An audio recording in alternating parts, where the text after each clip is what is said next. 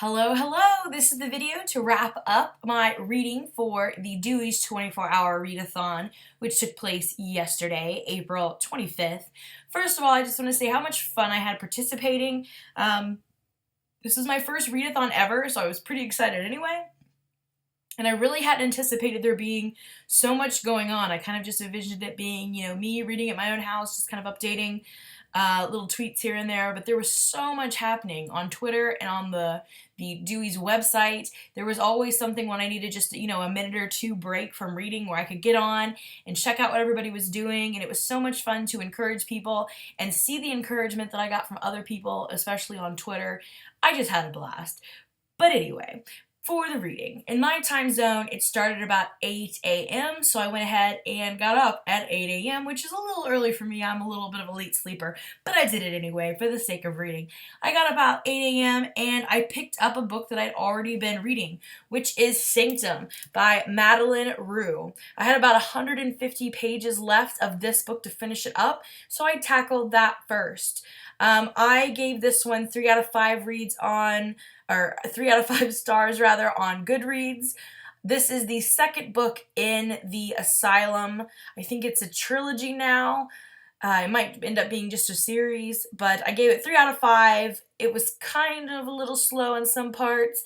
I feel like it was a little redundant from the first one, but basically the story follows 3 students who have found this kind of haunted asylum building on a campus, and this is like the sequel to the first. They go there for a summer program, a summer school program, and they run into some trouble there with some ghosts and some residual hauntings.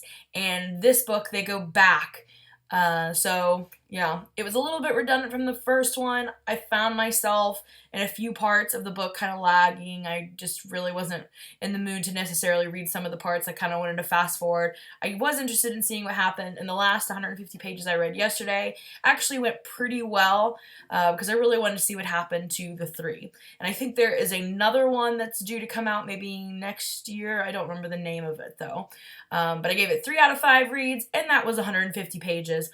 After this book, I ended up taking a nap. My eyes were kind of tired, and I ended up sleeping a little bit longer than I had planned to. So when I woke up, after I got a quick breakfast, I decided to jump into a shorter book to get me back into the mode of things. So I picked up a book that I had here that I had not planned on reading, which was The Gigantic Beard That Was Evil by Stephen Collins. I thought this was a really interesting title, so I went ahead and picked it up at the library. I think it was last week, as an option, since I knew I was going to be doing this readathon this weekend.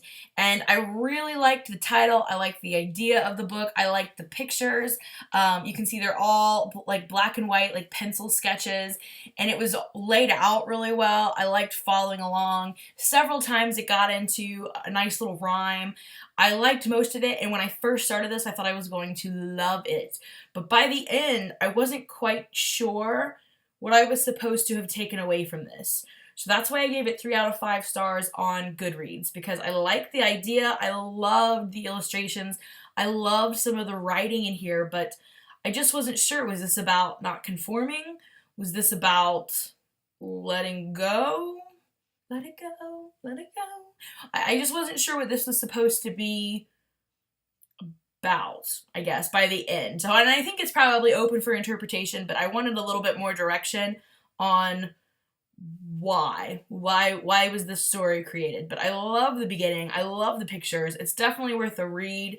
And if you read it, chat me up. Let's see what we can decide this book was about. But it was pretty neat. This was about 240 pages at this point. And after this, I went ahead and I ran down the street to McDonald's and grabbed a quick bite. And while I was in the car, I listened to a little Eat, Pray, Love on audiobook. You can tell I'm not quite finished with this one yet, but I read about roughly about 12 pages, I think, on the audio of this while I was out, and I'm really liking this so far, but I'll give you an update when I'm actually finished with it. I took a little bit of break from reading and just kind of, I wasn't quite sleeping, but I was laying there with my eyes closed, just trying to kind of collect myself as I ate my McDonald's. And after I had my little dinner, I was refreshed, I was ready to go. I got a little caffeine in my system. I picked up one of my goals for the day, which is The Body in the Library by Agatha Christie. My goal was to get this one finished in one day because I've never really finished an adult book in one day. So I even picked a smaller one. This is only about like 190 pages. But by the time I picked this up, I was kind of starting to lag off with the reading. I think I wasn't really mentally prepared, if that makes sense, to read for a full 24 hours. So I picked this up knowing that it was going to be a challenge anyway, even though it was only 190 pages. And by this time it was getting, fairly late into the evening. I was starting to get tired again because I wasn't feeling quite right, I don't think, yesterday, because I ended up taking quite a few little naps throughout the day, which I wasn't expecting. But regardless, I was kind of starting to wear out by this point, and when probably the first 10 pages in, I could already tell this was not probably great for me to be reading then because I just wasn't excited. I wasn't really into the writing part of it. I wasn't really into the mystery part. And even though several people on Twitter and Instagram told me they loved this book, I just had a lot of trouble getting into it. In fact, even though I read until about 2 o'clock in the morning, I did not get this finished, and I was so sad about it. But I was worn out. I just really wasn't enjoying it too much, so I went to sleep. And then I woke up this morning at about 7, so I had about an hour left to read, so I just read as hard as I could, but I still didn't get finished. You can see I'm so close. I have about 40 pages left in this to get it finished today. So although I didn't get my goal done, I did read about 150 pages roughly in this book, and that took my grand total for the day to 2 completed books, 2.5 really here, 2.5 completed books, and about 556 pages. So although I didn't get my goal of reading this whole book in the day, I will get it finished this weekend, which is exciting. And I read a little bit more than what I really thought I would with 556 pages. That's pretty exciting for my first readathon. Looking forward, I think the next readathon I do, which I'm not sure when that's going to be, but I'm really excited for another opportunity. I think I need to do a couple things differently.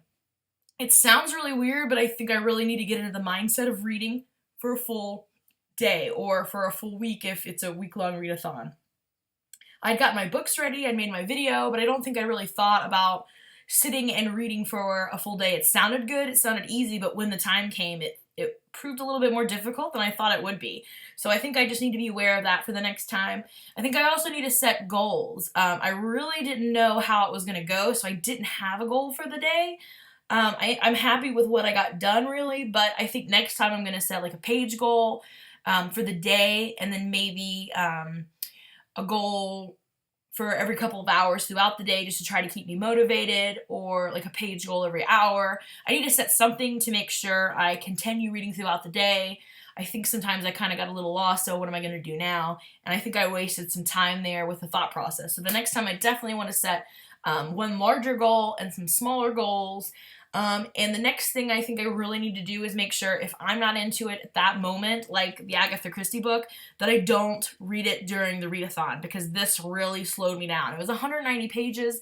I should have been able to get it done, but I just was having a hard time reading it yesterday for whatever reason. So I think the next time I need to be able to put that book down and pick up something else that will be a little bit easier to get through, at least during the readathon. So I'm really excited to try the next one, especially now that I have a little bit of information and idea of what it's going to be like to read. And I'm pretty excited about what I did, and I'm so glad I participated in the Dewey's Readathon. I believe their next one is going to be in October, and I'm definitely going to be participating in that one. So if you did any reading this weekend, go ahead and make a comment down below and let me know how it went, and let me know if you're interested in doing a readathon sometime in the future. Anyway, thanks for reading. If you followed me yesterday on Twitter or Instagram, thanks for your support, and have a great weekend. Bye!